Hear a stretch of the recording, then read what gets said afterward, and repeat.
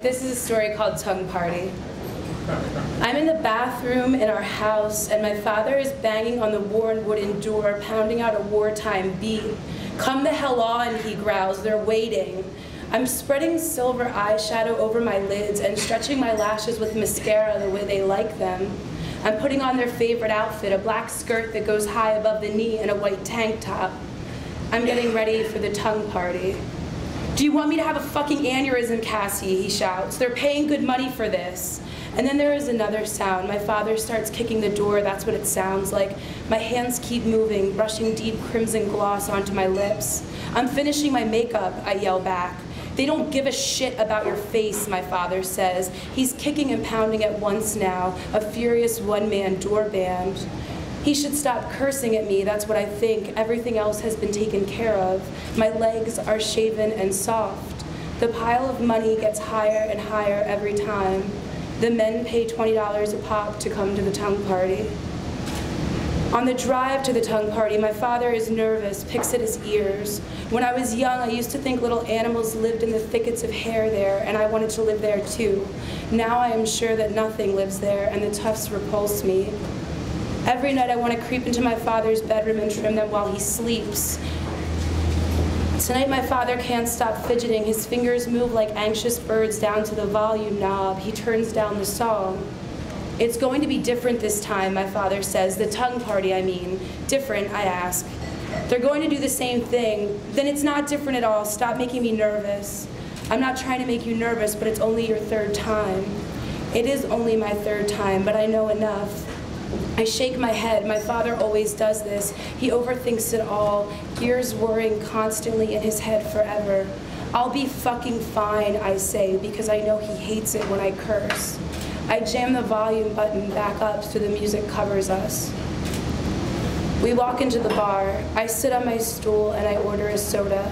The men are always well behaved while I drink. They just watch me take small sips. The men wear collared shirts in different colors and mostly have different haircuts. My father sits by my side silent. I finish the last sip of soda. There is a ghost of my lipstick clinging to the white plastic. My father stands up and begins to speak. This is when he lines the men up like he always does. "Now boys," my father says. But before he can finish, there's the crash of a bar stool to the ground as hands grab his shoulders. "Fuck this guy," one of the men yells. And then my father is pushed away, far away across the bar. I stand up to move toward him, but it's too late. There are too many bodies between us. "We're running this show tonight," another man says. And then there are swirls, black swirls, hairy arms, muscles everywhere moving. The room starts sizzling with something, a vibration I've never felt before. The air gets hot and the oxygen gets rare. The musk of the men's bodies takes over my lungs. The fear in the back of my throat tastes like blood or copper pennies. "We're doing this all at once," one man yells over the heads of the other men. I can only see his bushy eyebrows. I look across the bar to my father's face, bloated and red. "There's enough to go around," my father yells, sounding desperate, protective, so much like a father that tears spring to my eyes. My father tries to make his way toward me again. The arms hold him back. I lose sight of him, but I can hear him howling and screeching. "We pay good money, we get to decide," one man screams. And then comes a swell of hands, finding the edge of my skirt, my elbows, my shoulders. The fingers poke the panic further, deeper down into my gut. The tongue party has never been like this. Usually the men line up patiently, one by one, each dropping a 20 next to me. This isn't like last time. This isn't like any time. "Wait," I plead, stepping back, pushing my spine up against the cheap wood paneling. "We can just do this one at a time like we did before." "Like hell," another man yells. I shake my head and the fat air gets hotter. There are sweat stains on all of the shirts now. The drinks on the bar are all orphans. The men have never been this crazed. "You never did it all at once before," I shriek. "You're changing the rules." "It happens like this sometimes," a deep voice hushes into my ear. It is too late to leave. I agreed to this by showing up. I just didn't know they could do it all at once. I try to slow my pulse. There are words in my mouth, but before I can push them out, the men crush down. The men move together, they grab me and lift me. I am weightless for a moment, and then they lower me to the ground almost gently. The floor is filthy, small pieces of dirt and dust cling to my skirt, stick to my bare skin. I begin to dry heave. Their hairy knuckles hike my skirt to my waistline and higher. I had worn the skirt for them, but not for this.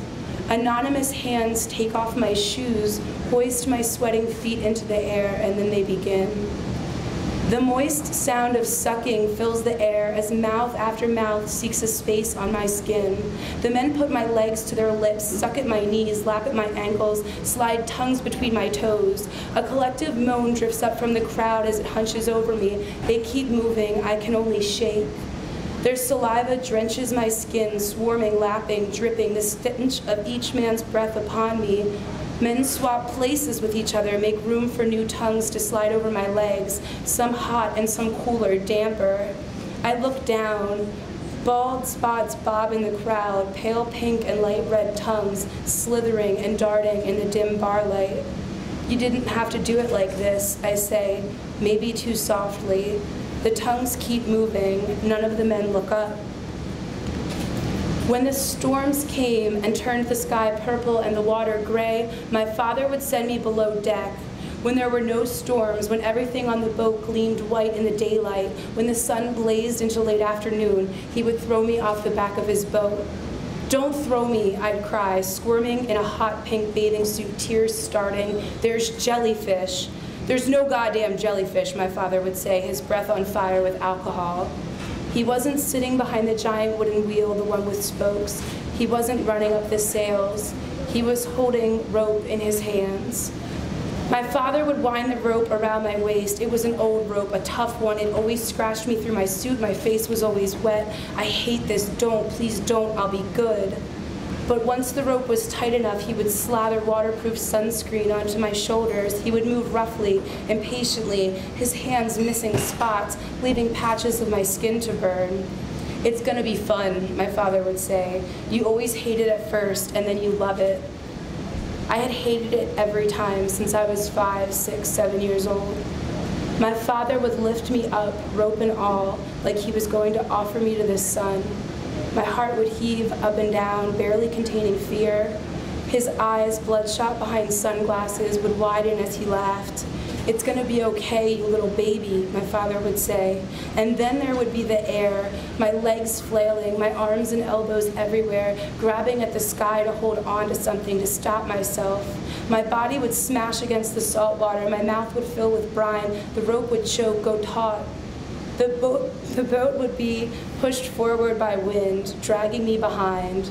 The water would ripple around my skin with a pressure that pulled my arms and legs back, something like flying.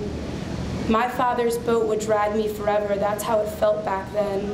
The sun would burn my face, so I'd match him, sneak between the thick patches of sunscreen until I went red speckled.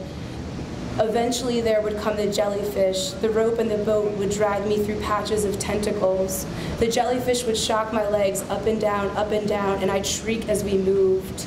My father would hear my yelling as I trailed behind his boat, still roped tight. "See, you're having fun," my father would howl, mistaking jellyfish sting screams for joy. Thank you.